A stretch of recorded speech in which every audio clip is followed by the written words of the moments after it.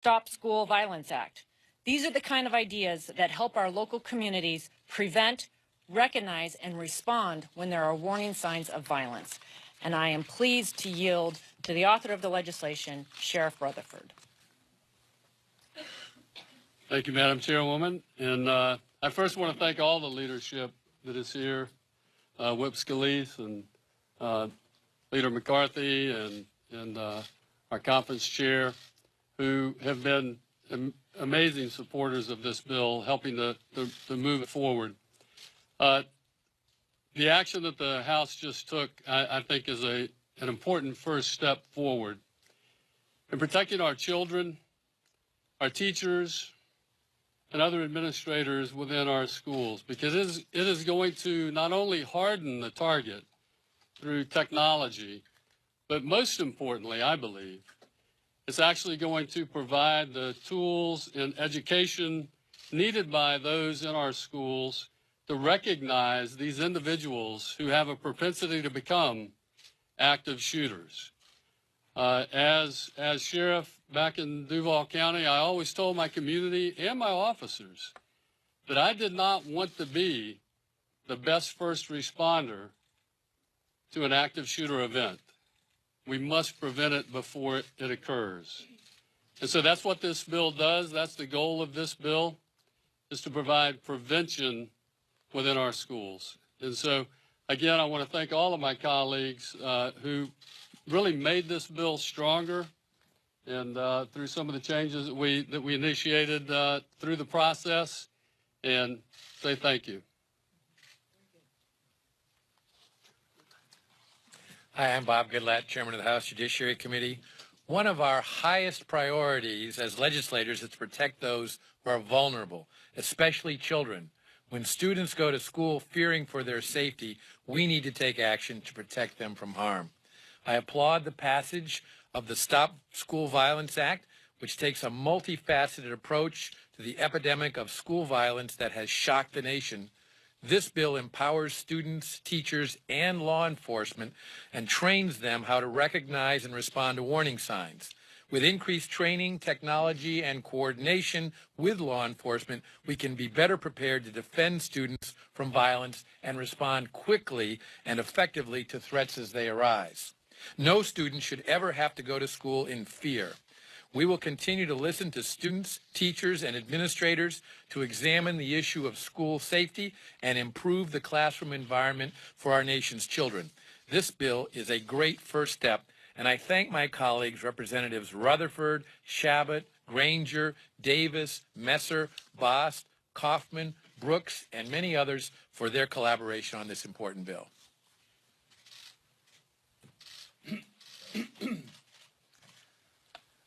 At a time when people are asking Washington to do something, Congress actually took action today to not just do something, but to start addressing the problem with a strong bill, the Stop School Violence Act, that gives students, teachers, and law enforcement more tools to actively identify a potential shooter before a tragedy happens.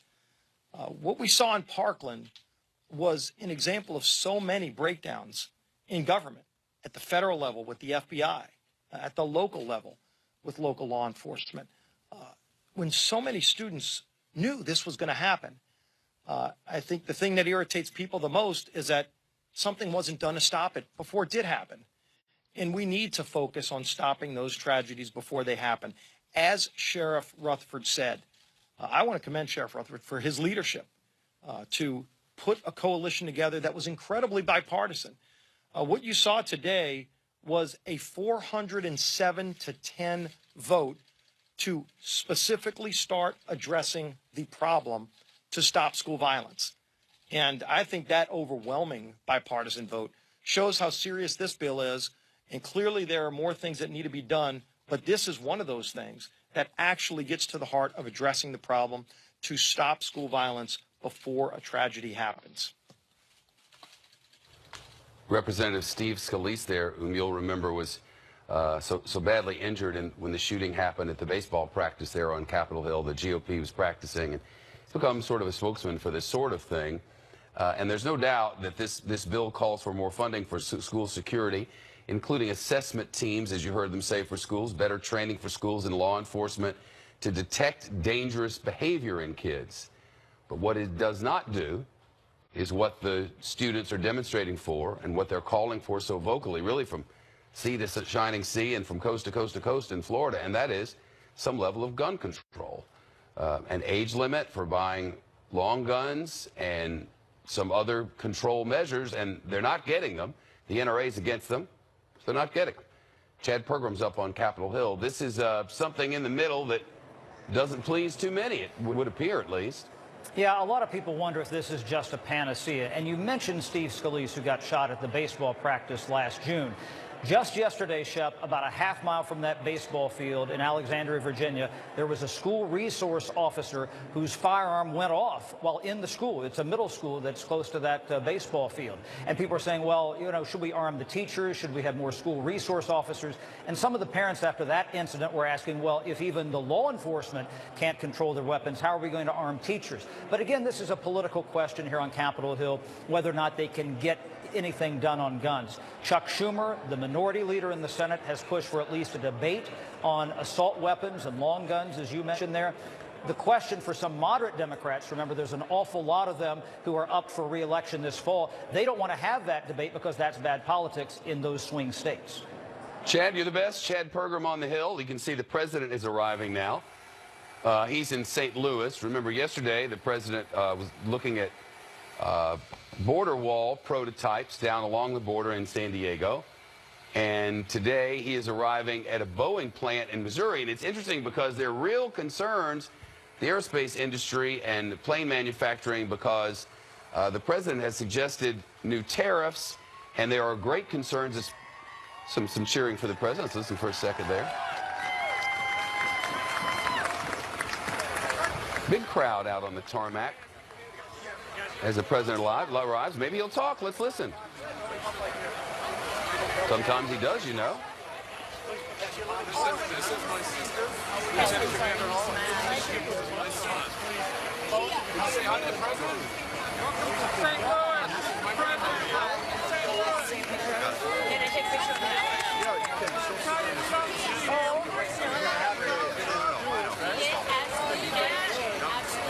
Hi, everybody. You've made our business so much better already. It's happening, right? Good stuff, sir. How are you? Hi, everybody. How are you? Thank you for all you do. How are you? Hi, darling. How are you? Nice. What's that? Oh, nice. Oh, wow, that's beautiful, huh? That's good. Thank you. That's for you, right? Thank you, darling. Appreciate it. Thanks, everybody. Hey. How are you? Thank you.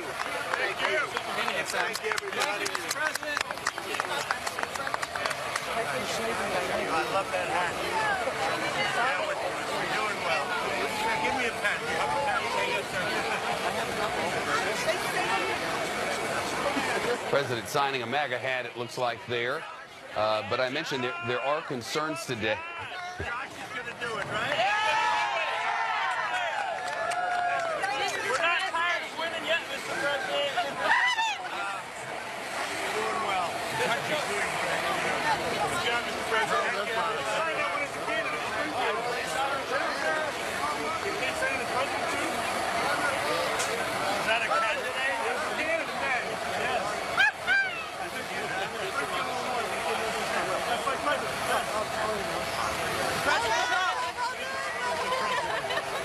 Thank you very much. I don't have to tell many of you that this is the kind of thing that gives the president life.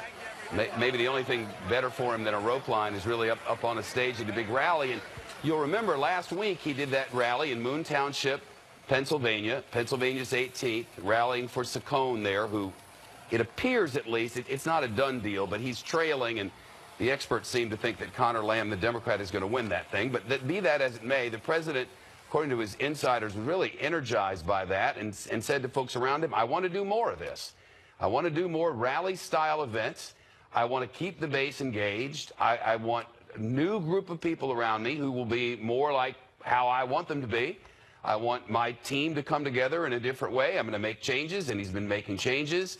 And now he's suggesting that there will be suggesting new tariffs on Chinese merchandise. And take a look at the Dow, or Chinese imports. This has really taken a real hit on the Dow today. We're off 1% here, a little more than that on the S&P.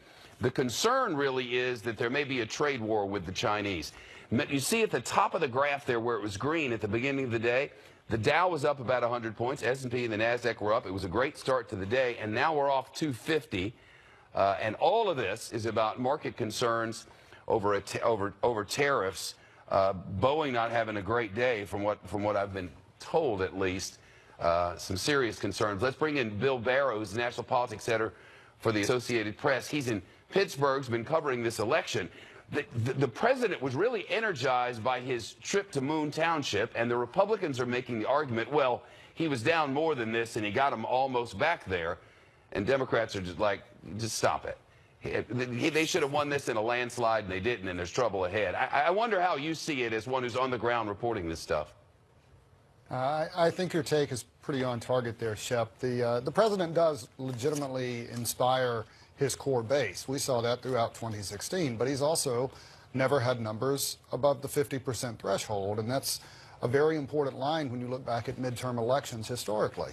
Presidents below 50 lose significantly more seats in their first midterms than presidents who are above 50, and we saw that dynamic play out in Pittsburgh.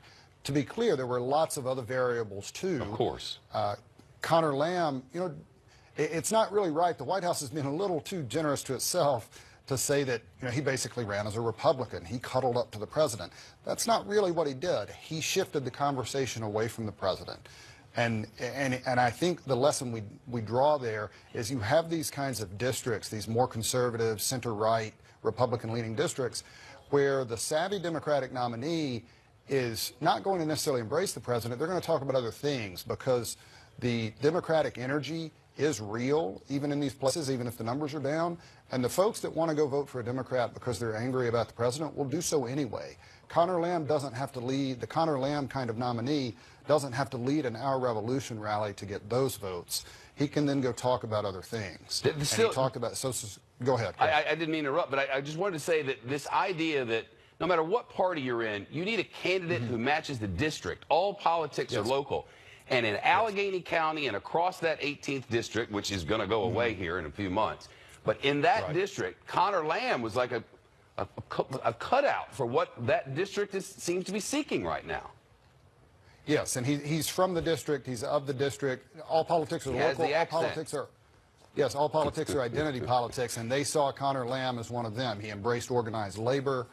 He told the story of his family, and he spoke in the language of the old Democratic politics that once carried the day here. Yep, unions were there with him, and it was quite a thing to watch late into the night last night. Bill Barrow from Associated Press, appreciate it. Lots more coverage ahead. Lots of news this afternoon, and we're glad to have you in. Bottom of the hour headlines right after this. Dan, this is big. Let's listen. Exposed.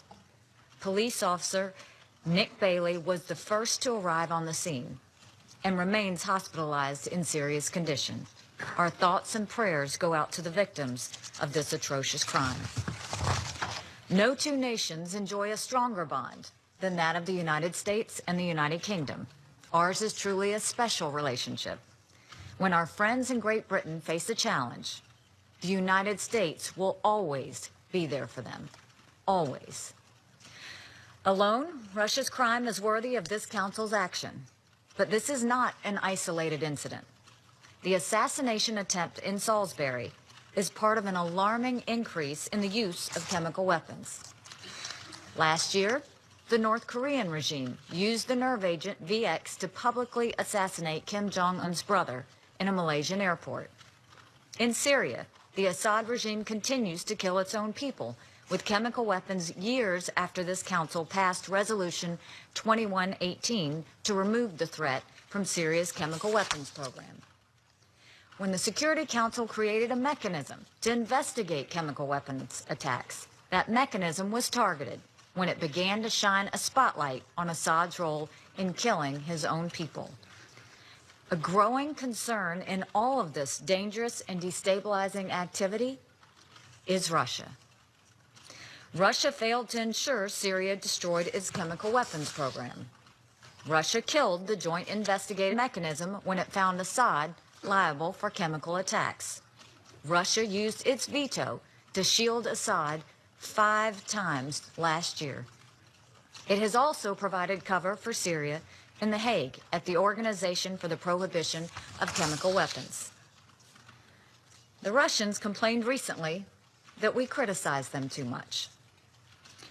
If the Russian government stopped using chemical weapons to assassinate its enemies, and if the Russian government stopped helping its Syrian ally to use chemical weapons to kill Syrian children, and if Russia cooperated with the Organization for the Prohibition of Chemical Weapons by turning over all information related to this nerve agent, we would stop talking about them. We take no pleasure in having to constantly criticize Russia, but we need Russia to stop giving us so many reasons to do so. Russia must fully cooperate with the UK's investigation and come clean about its own chemical weapons program. Russia is a permanent member of the Security Council. It is entrusted in the United Nations Charter with upholding international peace and security. It must account for its actions. If we don't take immediate concrete measures to address this now, Salisbury will not be the last place we see chemical weapons used. They could be used here in New York or in cities or of any country that sits on this council. This is a defining moment. Time and time again, member states say they oppose the use of chemical weapons under any circumstance. Now one member stands accused of using chemical weapons on the sovereign soil of another member.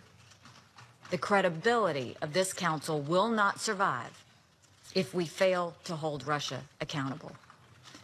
Thank you.